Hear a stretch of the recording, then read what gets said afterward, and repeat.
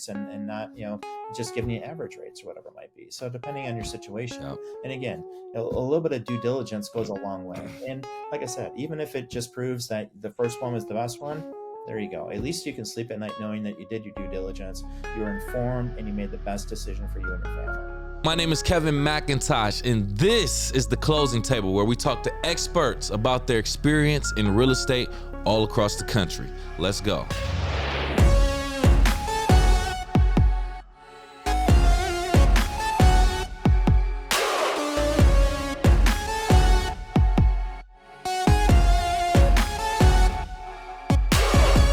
Welcome back to The Closing Table. I am your host, Kevin C. McIntosh.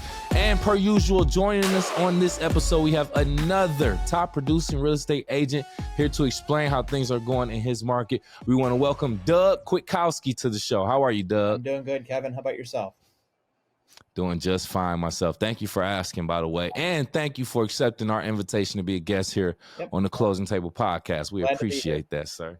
Absolutely. So, yeah, I brought you here for a reason. Obviously, want to see how things are going specifically in real estate in your market. Mm-hmm. But before we even slide into that, let's have a little bit of fun. A little loosey-goosey icebreaker for you. It's called This or That. Okay. I have two conflicting or contradicting words and or phrases in real estate, and I just want you to choose one. Okay. And if you want, you could tell us why you chose it. Are you ready? I am. All right. First one. Mortgage or cash? Ooh. Well, in today's market, I think you got to say cash. And the reason I say that is, it's so competitive out there, at least in our marketplace. And, we've been to a lot of broker conferences across the United States here over the last couple of years. And it seems like everybody's facing the same issue, which is it's a seller's market. You have to be super competitive. And one of the ways that our clients are being competitive is bringing cash to the table. And that definitely entices sellers to, look at theirs above anybody else's, for sure. Nice. Yeah. Great insight. Home office or commute to work? Well, fortunately for me, my commute is 2 miles.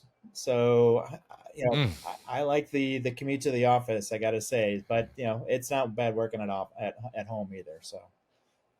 Yeah, I would agree. I like the hybrid, the flexibility. Yeah. Curb appeal or interior appeal?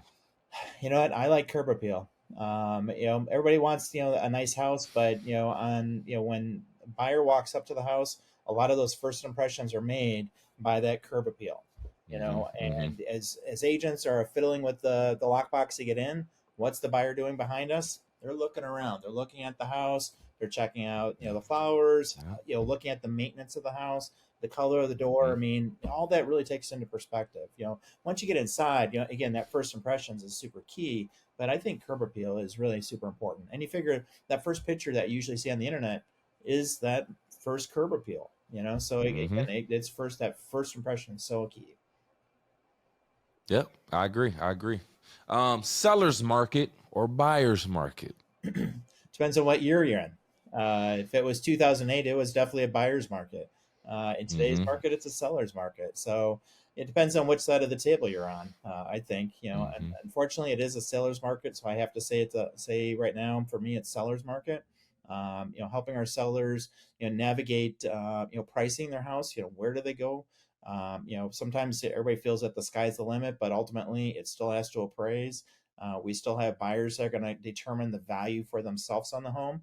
And you have to price it right. I mean, really, it still comes down to, bringing it in and pricing it right for your sellers, because then you really set a really positive expectation for them. And that really is ultimately the key to long-term success. Anybody can overprice it, but nothing worse than having to come back to your clients and say, you know what, we got to talk about dropping the price. And in today's market, those are not fun conversations. It should be, I have 10 offers for you, and not, price dropping. So correct. So that's what I think. Yeah. So. No, I get it. Last one, new construction or existing property? I like new construction, and here's why. Dr. Young, our national economist, has been talking about we have been in a, way behind on new construction. I think this year, maybe last year, we were at least above those averages where we need to be at.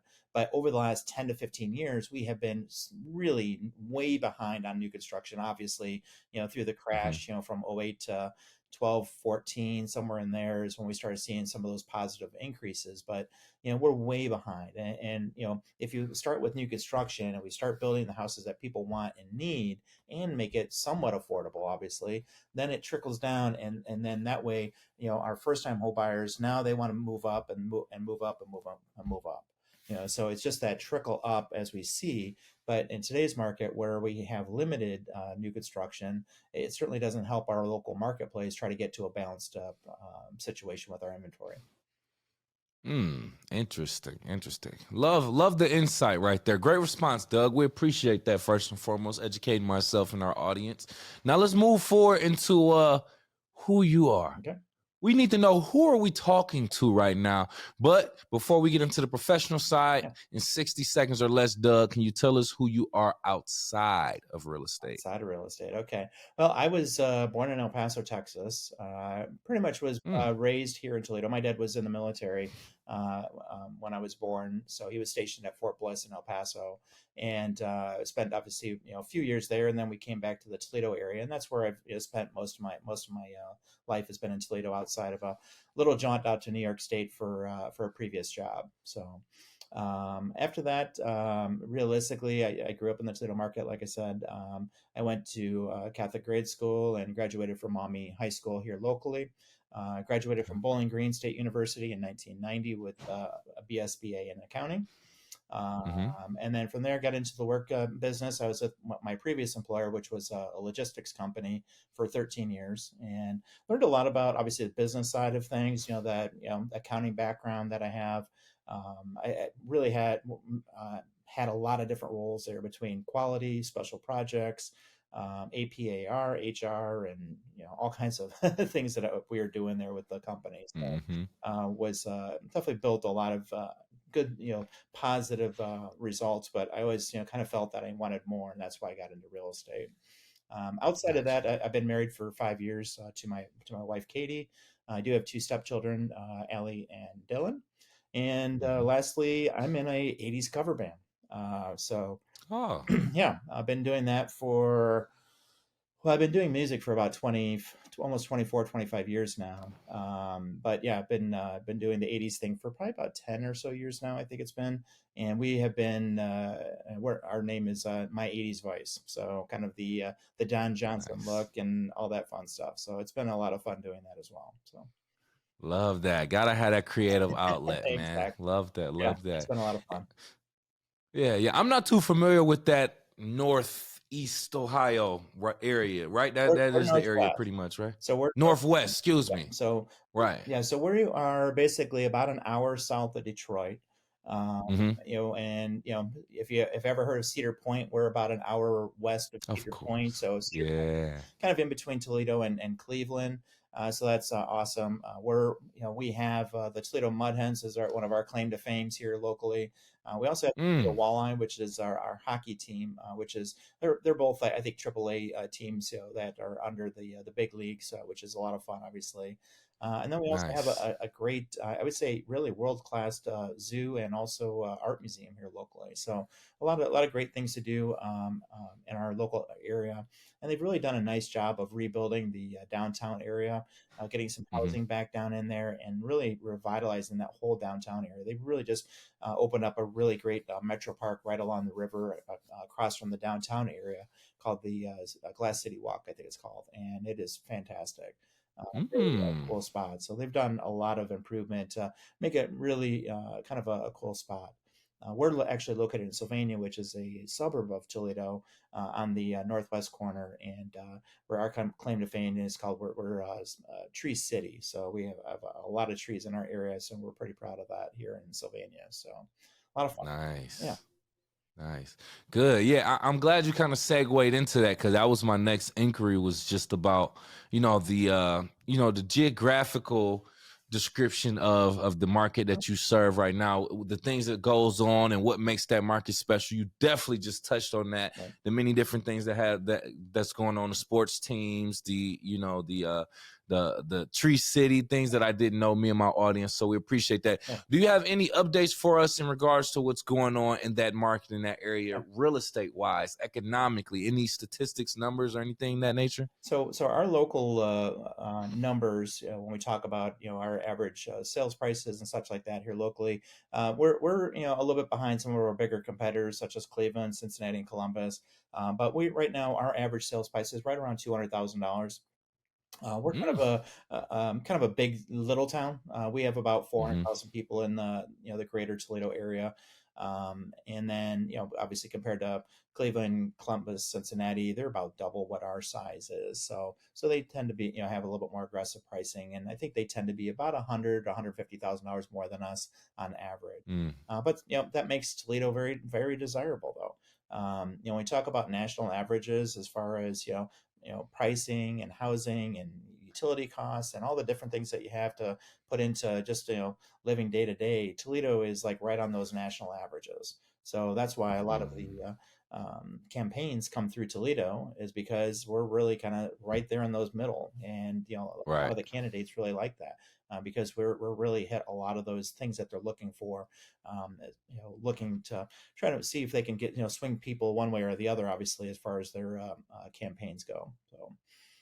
But yeah, and then you talk about our local market. So we're licensed in Ohio and Michigan, and so we primarily are in Ohio. But our Ohio board is about 10 counties, so really it's kind of Northwest Ohio. So we go from Toledo, which is right at the Michigan line. We go down to Findlay, which is not quite halfway down to the middle of the state there, and then over to the Indiana line and then back around. So 10 counties, huge geographic area for our local board.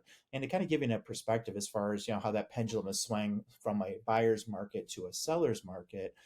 Back in 2008, kind of the worst of things, we had 8,000 houses for sale in that geographic market. Right now, we're just a little bit over 1,000. Oh wow! So huge difference, and I'm sure if you're asking the same question, a lot of our other areas, they're probably facing the same thing. It seems like when we talk to brokers in other areas, everybody's in the same bag. We're all fighting the fight of trying to find more listings, more housing, whatever we can do to get those on the market. But it seems like if it's priced well and it's in pretty decent shape, they're selling quickly. It doesn't matter what they are, why they are, where they are, they're selling. The other thing too with Toledo is that we see a lot of investors coming in from out of state. We're seeing a lot of investors from California, Utah, Arizona, because they like our pricing here in Toledo, and there's pretty good return on their investment. For minimal risk comparatively. You figure, like West Toledo, which is, kind of the densest part of Toledo, has quite a few houses for sale and such like that, and could make good rental properties. If you take that same house and put it in, let's say, San Francisco, it's probably going to be 10 times as much, easily. I mean, we're seeing, when we talk to some of our folks, it's like, geez, I mean, this house in California is $1 million, where here locally it's maybe $100,000. So when you talk about that risk and investment, it makes Toledo a very popular spot for our investors that we're seeing from other areas. So kind of interesting. Yeah, I would agree too. And there's only so many markets across the country that are like that, where you can probably still take great advantage of the home pricing, the area, and the development that's going on in that town too. So love to hear that about Toledo. And the nice thing too is that we're pretty tied into the automotive business, obviously being so close to Detroit. And we have a huge Chrysler plant, a big GM plant that's here, a couple of Chrysler plants actually. And a lot of those folks are out there. They're working hard. They're working overtime. They're working weekends. So we're seeing a lot of those folks that are really stabilized, which has been great over the last 10 years. Versus when back in 2008 and everything, when everything collapsed out. A lot of those folks unfortunately lost their houses. So, and I think most people, especially after some of the things that the government did as far as TRID and making sure people understand their closing costs and what it's going to cost them to buy the house and such like that, has made it actually a better situation. And people are again talking about being informed, are better informed going into home ownership, and then also too they have equity going into the home ownership too, because they're forced to put more money down or whatever it might be. We're not seeing those 0% programs like we did, or 0% down and sellers paying closing costs. Right. So back in the day, that was pretty commonplace, unfortunately. And when you see that, and also that market crashed, there was nowhere for somebody to go. You couldn't turn around and sell the house if you had to, because you owed way too much on it. When the market, I think our local marketplace dropped about 25%, at that point. And, if somebody owned a house for 100 and now it's worth 75 and their mortgage is, 99 or 98, it's tough to, sell it and bring that type of money to the table. So, but better things are going on right now. So that's what matters. Yeah, we're in a cycle, man. It's all cycles. It goes from one end to another, and the pendulum continues to swing. So, you just gotta take advantage of the market regardless. I'm not going to say like eyeball it and wait for certain things. You got to get in where you fit in, essentially. So, I want to talk about your. Oh, go ahead, please. You have more. So, I was going to say, sometimes it's just situational. It's like trying to trying to time the stock market. You're never going to time it perfect. And I try to tell my clients, you got to do what's right for you, and not so worry about the interest rates being at 7.5% right now. Okay, that sounds horrible, but my first one was 9.75%, and my mortgage guy was jumping up and down because it had just come under 10%. And so I kind of laugh when people are so upset about the interest rates. But my first one, like I said, was 9.75%, and that was a for me was still a good day, because I bought my first house. And and my long-term goal with that was to hold it for at least 10 to 15 years at that point in time. So depending on your goals, and I think that's the conversation that we have to have as agents is, what's your goal? Don't buy this if you're going to sell it in 2 years and pay $25,000 overpriced for it.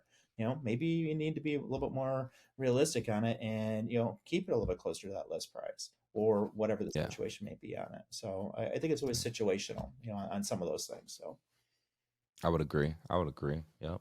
I want to talk about your marketing strategy in a way, kind of, sort of. Actually, the other side of your marketing strategy, the side where you're not actively marketing, but you still end up getting a client or a lead to a client. Can you share a story of the most untraditional way you obtain a client or a lead?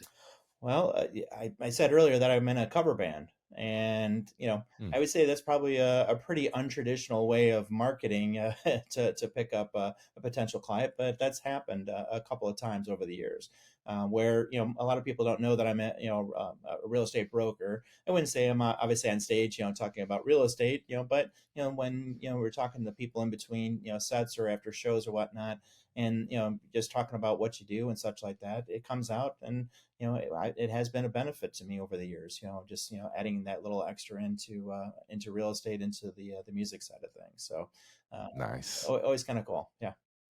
Nice.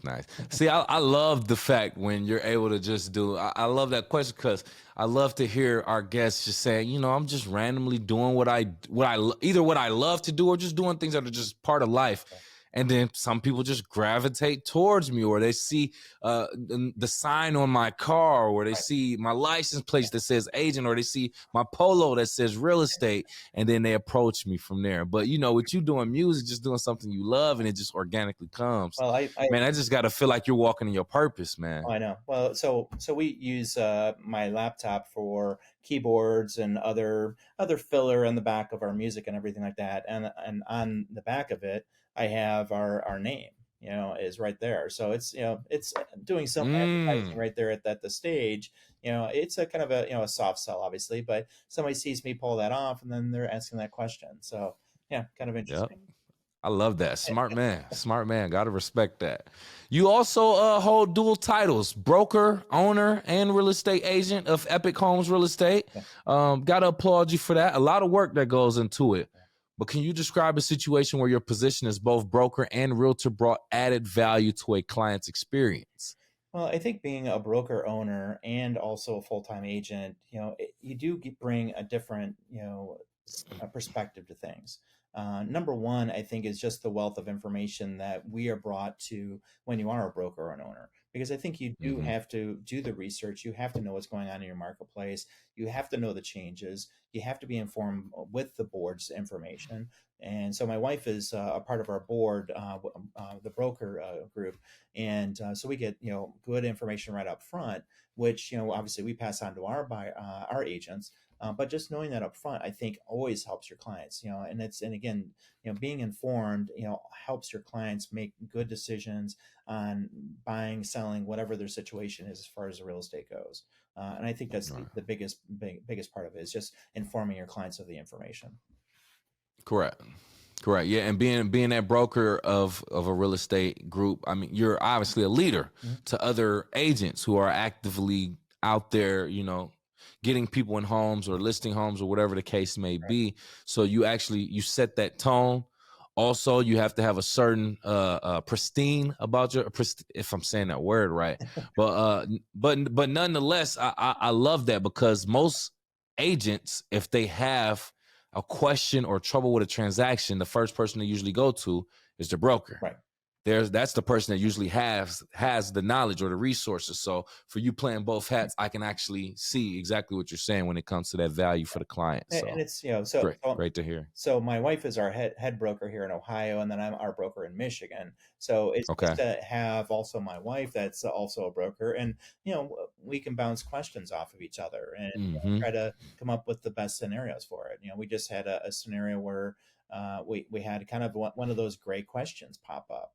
And so, I had my kind of thought on it, but it's like, what, I'm going to check with my wife, just to see what she thinks, because she Mm-hmm. brings a different perspective to it. And ultimately we said, it's better to disclose versus non-disclosure, so Right.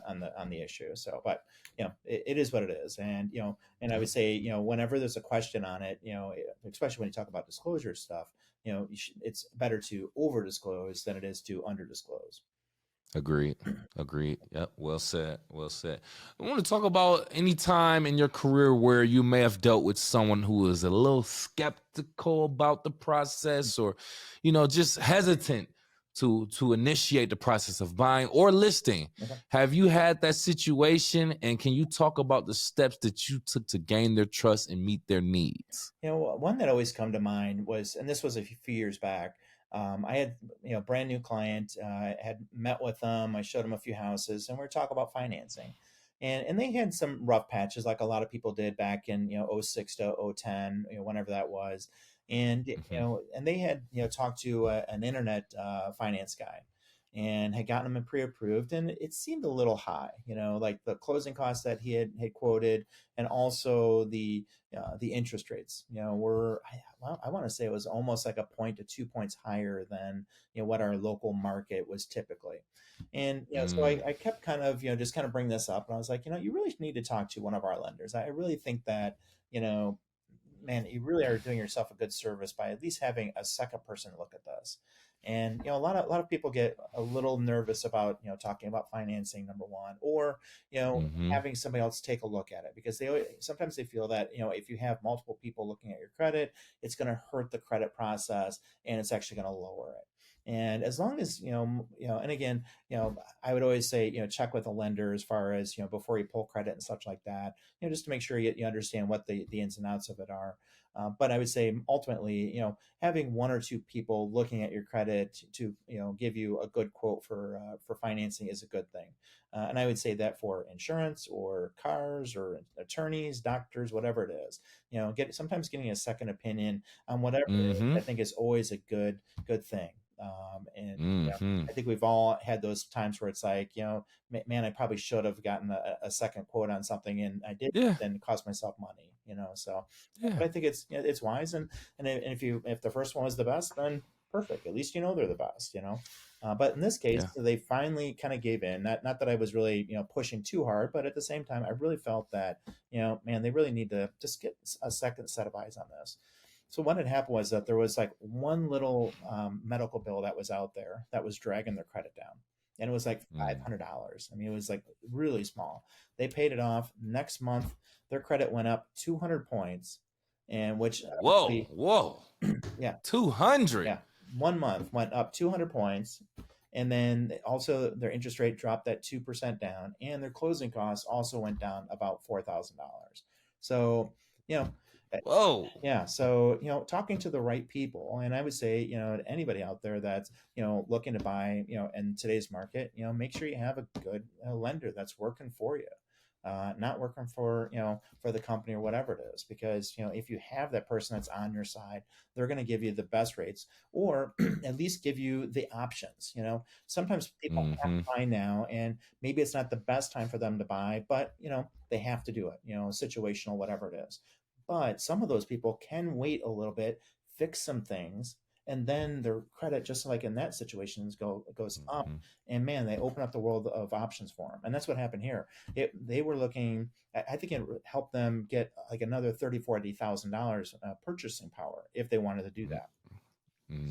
So pretty crazy. Man. So on that situation, so they were a little hesitant, but again, a little persistence, and just pushing just a little bit. And I'm not a real big have to it's like my way or the highway thing, but at the same time, letting them know these are good options. And like I said, whether it's lending, financing, doctors, lawyers, whatever it is that you're doing, going to a few different people and getting some different opinions, or at least looking at the bottom line numbers, I think is always prudent. So absolutely, and I think that's a common mistake a lot of buyers make. They usually only go to one lender, one agent, or whatever. They don't necessarily, like you said, they don't necessarily try things out. I always say, don't second guess yourself, second guess others. Like, especially when it comes to a decision that's being made for yourself. Like, even if they are a professional, humans make mistakes. Right. So, or they might have biases or whatever, but still do your research and, right. Well, go the ahead, other please. part too would be is that some companies have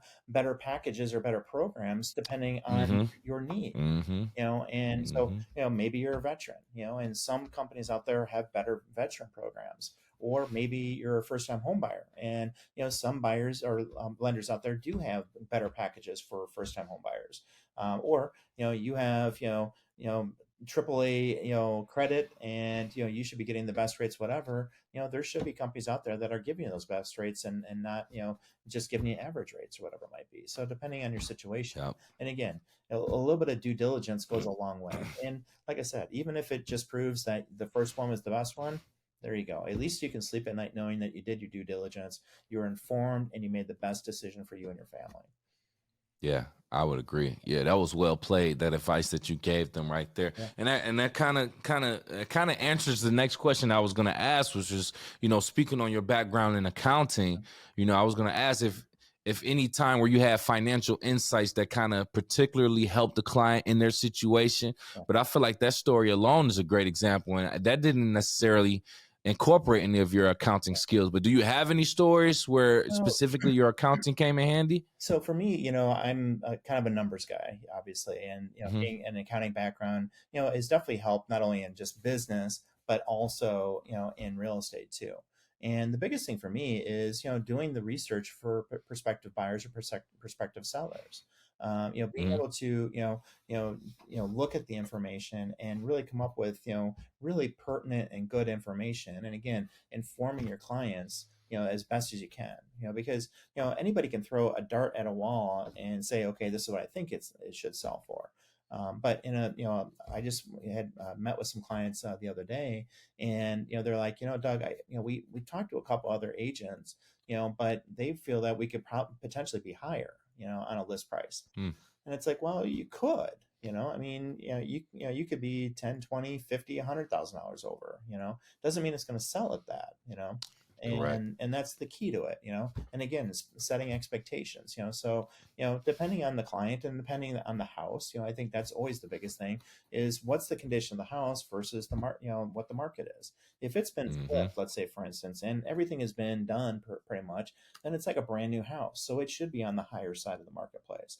Whereas if it's nice house, and I would say it's more average, then pricing should be accordingly. Not to say that in today's market it couldn't go up that high, because sometimes we're going off of historical data, whereas the marketplace could go up as high as it possibly can. Last year, one of our listings went $75,000 over. Whoa.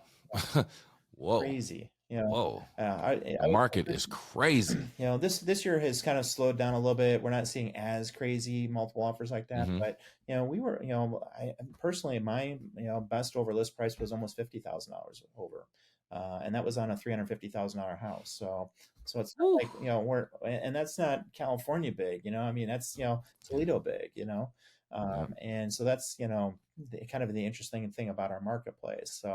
I try to price them right, and that's where my accounting background comes in, and being I wouldn't say conservative on it, but at the same time making sure that we can market it to as many people as we possibly can, and then we let the market push it up to where they think it is, and then at that point they have to back it up.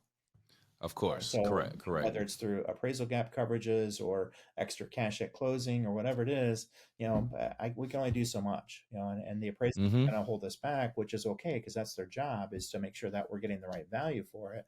But at the same time, if somebody wants to pay more for it, because that could potentially be their forever house, if they're going to live there for their life, then they can, go ahead, put that extra money into it because you're not going to live again, if that's your game plan.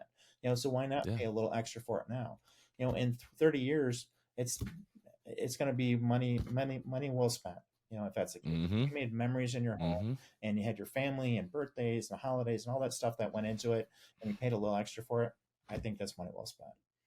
Give it to them. Yeah, especially if you're out there competing with someone who's willing to go 50,000 over asking. They want that house. Let them get it. They want it bad. So it's been an interesting year on some of that. It's obviously made all of our lives a little more difficult trying to come up with the right number. But I think having the conversations with your clients, and again informing them on that, and ultimately it's their decision where they want to list it. I mean, I can't say that I let them pick their numbers free will, but at the same time I give them the pros and the cons of it, which is if you want to be up here, that means that our marketplace is going to be smaller, which means we're not going to have as many people interested in it. So that's always the roll of the dice of it. So fun. Got to lay it out for them. Exactly. Yep, absolutely. What about any hiccups or hurdles that you had to overcome during the inspection period, which is a very volatile moment in the process also? Have you ever had an unforeseen issue during a home inspection that threatened a pending sale? And can you talk about how you assisted the buyer and or seller to kind of get over that hump? So I always think of it more on the buyer side. The sellers, I think for the most part, know what's going on with their house. And obviously they should be disclosing, any of the issues that they may or may not know about, or maybe some past things that have happened.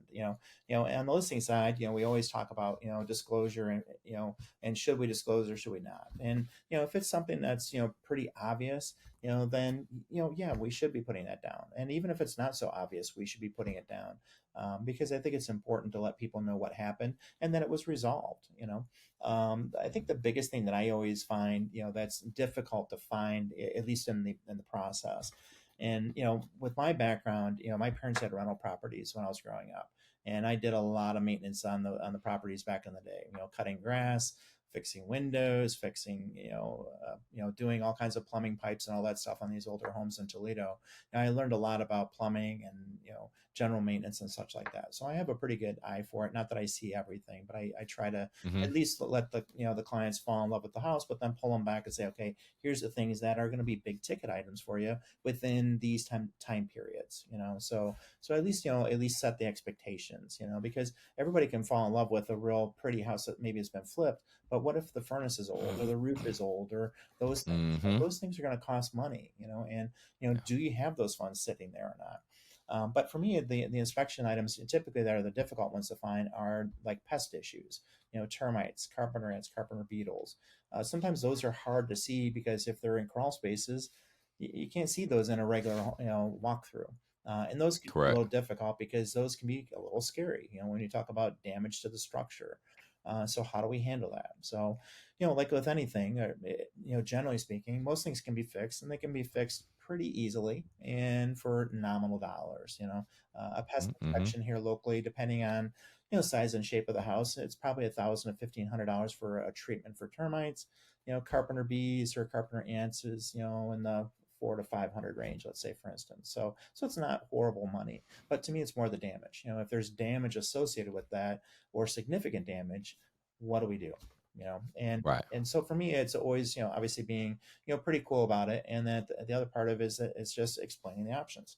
Really, it's pretty easy. You have three options. One is you can back out. If you're not happy with it or you're scared to buy it, let's back out. Just that easy. You spent a little bit of money, but now you're not spending big money if you're, if it's that big of an issue. The other side is that, at least you have the information and now you can address it once you buy the house. So that's kind of the flip side Right. of it. Or the middle side is, you still want to buy the house, but maybe we need to talk to the sellers about it. So it's really kind of just that easy. And then when you break it down into smaller segments like that versus it just being this huge issue, it's like, okay, it's a little bit easier to, consume that and go, okay, I can make a decision on this. Or let's get the quotes. How much is it going to be to get fixed? Or have a professional come out and take a look at these items. And many times we can get them fixed for nominal dollars. Structural issues are probably the bigger ones, though. I mean, if we have a foundation that's, cracked or moved, that's, we're talking thousands of dollars at that point, and that can be pretty pricey for anybody. And, I wouldn't, be surprised if a buyer is going to back out depending on what's going on. So, but Toledo is somewhat, we have some areas that do have some structural issues because of some heavy clay areas. So it's not uncommon to see that. One of the houses that I grew up in had foundation issues, and that area is known for it. So for me, seeing foundation issues in those areas is not uncommon. So, but having those conversations with our clients and explaining, why this happened, what happened is, if it was the only house in the area, it might be a different story. I'd be a little bit kind of concerned on the why, but knowing certain areas of town that have those issues, then it is what it is. That's the same thing with termites. We have a lot of sandy areas in Toledo, and termites are, kind of prevalent in the sandy areas. So, so every area has its thing. It's like California, they have earthquakes. Florida has hurricanes. We have, foundation issues and termites, I guess. So I guess it is what it is. So, right. I'd say you got your trade-offs. You got your trade-offs. Right. But I like the fact that you put the power back into the client's hand by giving them options, giving them the ability to choose what they want to do when you come into a hurdle like that. So it's just being informed, and work well done, and giving them the information, because then at least they can, sleep on overnight or have a discussion about it, or just make the decision right then and there. And every client's a little bit different on how they handle it. So, right. Yeah. Nice. You also hold a few certifications, a senior housing specialist and relocation specialist, which speaks on your continued education pursuit and how you continue to give yourself more information to help out clients. Can you talk about how these certifications benefit your clients, and you have any stories of that specific example? Yeah, actually, just had a situation with like the senior specialist idea. So we had a client, Chris, who was referred to me from one of my friends, and her and her partner were facing going into assisted living. Her partner had Alzheimer's, so she was already in a facility, and then Chris was just really couldn't handle the house as much as she wanted to, and was looking for that additional help too. So. So being able to go in and have a conversation with Chris and being mindful of their future, obviously, of their changes that were going on in their life, I think is always important. And being and that's the one thing about real estate that they don't talk about up front. Is a lot of times it is a lot of smiles, and it's a great day. It's first time home buyers, or family situations are getting better, and sometimes it's the opposite. Where we're making some end of life choices, so to speak. And that's sometimes the tough part of our industry, or divorces, or somebody's passed away or has gotten hurt and now can't afford it. There's all those things that go into it. And Chris was a great situation, because I will say it was kind of interesting. So we helped. So my wife and I actually helped her get her house put together for a garage sale, number one, and we didn't charge her for it. It was just, one of those, just like, we're, going to help her out and do the right thing, so we, made sure she got all the funds and everything like that. Actually, my stepson, Dylan, and my nephew, Tyler both also helped out with the garage sale. And I will say the family was nice enough to give them a little something for their efforts. So that was nice to see that.